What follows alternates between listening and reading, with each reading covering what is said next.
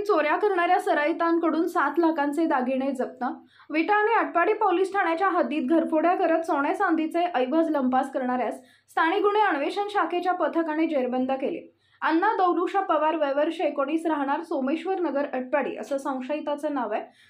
त्याच्याकडून 6,75,000 रुपये किमतीचे सोने चांदीचे दागिने जप्त करण्यात आले।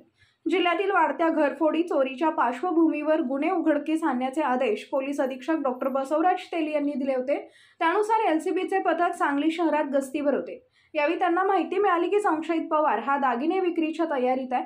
त्यानुसार शहरातील शिवाजी क्रीडांगणाच्या प्रवेशद्वाराजवळ सापळा लावून त्यास ताब्यात घेण्यात आले।